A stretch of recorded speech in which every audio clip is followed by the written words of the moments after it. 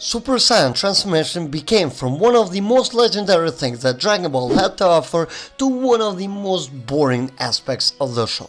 The overuse of transformations, different variations, really made this form very boring to watch, and the more story did develop, the less interesting they were on top of it, and they really weren't as useful as they once used to be. The mighty had fallen, and the same thing is for this transformation. The iconic moments were completely shattered away, and practically everyone who has Saiyan blood is capable of reaching that state. There is no effort taken whatsoever, and this is something that the movie director Nagamine has realized. On an interview leading up to the Dragon Ball Super movie Broly, Nagamine said that they are well aware of the fact that transformations in Dragon Ball are very stale and don't offer anything, and one of the goals for the show going forward is to bring those transformations impact back, to show that they can still be unique and useful on their own way instead of just being tools to drag the story for a little bit longer before they reach the final state. Thinking about this, a person usually goes with the mindset of how on earth that can they possibly achieve that goal. Isn't it impossible now that the story has moved so much forward and all the enemies are going to be stronger and stronger?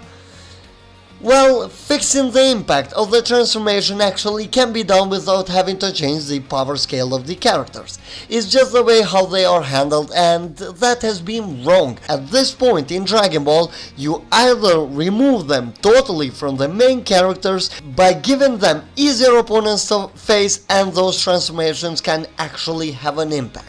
Possibly have enemies who have heard about these transformations and they have never seen those, and have the protagonist actually showcase the forms. And most importantly for me is something that looks to be fixed, and that is the way how they actually look.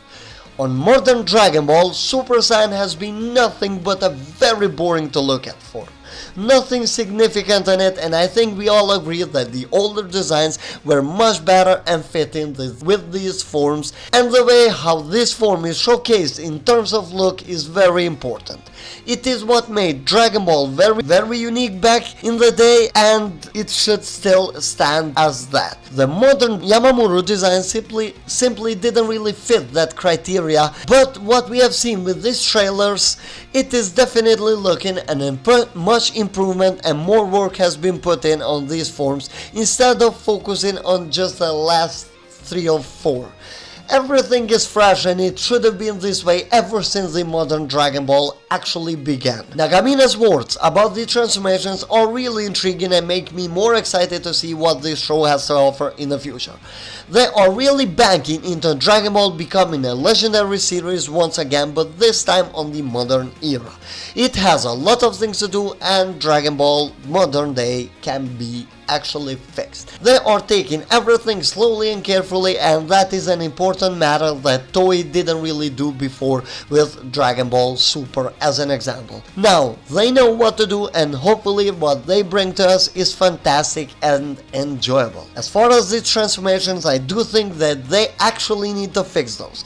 As I said before, either have the heroes go against weaker opponents, or have somebody who has just heard about Super Saiyans, and you have Goku or Vegeta, whoever you want, just showcase the forms as we have seen them do in Dragon Ball Z before, or on the original manga.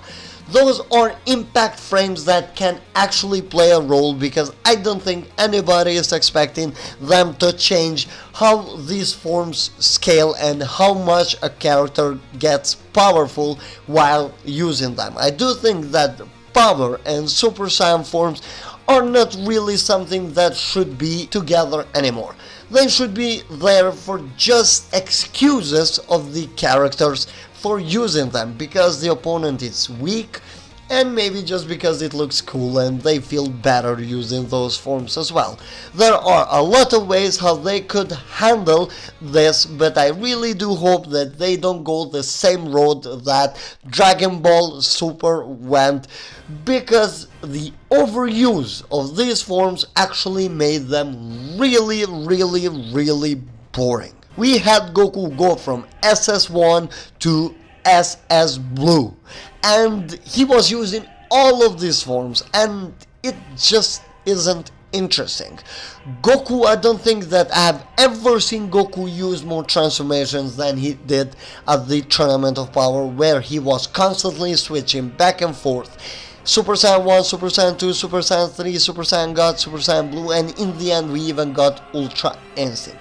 They need to tone this down, and as far as this new movie goes, I do think that we will have just something like Super Saiyan 1 or 2, depends on which way they want to go.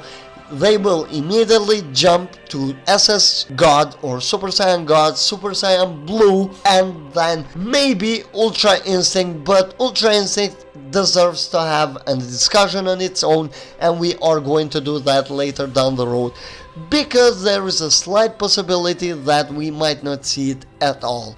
Maybe we will, maybe we won't, but I really need to think about it more in depth on how they want to go with Ultra Instinct, because they made sure to tell us that Goku hasn't mastered it yet and doesn't really know how to use it just yet. Of course, Ultra Instinct is something for the future of Dragon Ball, but at the moment maybe they will just prefer to stick with the Super Saiyan forms, and we'll be seeing something other than that, as we saw with Vegeta's Royal Blue or Super Saiyan Blue Evolution that came out on Tournament of Power as well. And when we are talking about transformation, we just do understand how many transformations there are and how they need to tone it down with the use of it. As I said, they will be more than careful on this new movie with what they use. And one thing that it is very interesting, or is going to be interesting, is Vegeta's Super Saiyan God, which is going to appear on the new movie, and maybe, just maybe, they will explain more things there into how really Vegeta unlocked that form, or maybe they will just brush past it. It all depends. Let me know, what do you think? Do you think that the Super Saiyan forms are going to get a rebirth or some kind of rebirth where they will just, even if they don't do anything, when they are there, we just kind of feel something when we see them, instead of them being just stale and boring? And for them being that way, I kinda do blame Yamamuro, because his character designs were absolutely horrendous for Dragon Ball Super, or even before, but Dragon Ball Super just was something else. I did not enjoy that at all. Do you think that Shintani's character designs will actually bring those characters to life back again, those forms to life back again? Let me know in the comments down below, and as far as this video goes, guys, I'm gonna end it here. Don't forget to give a like if you enjoyed it, comment your thoughts down below, as I said before, subscribe to the channel with notifications enabled if you don't want to miss out in any further content, and I will see you all in the next video. Bye guys!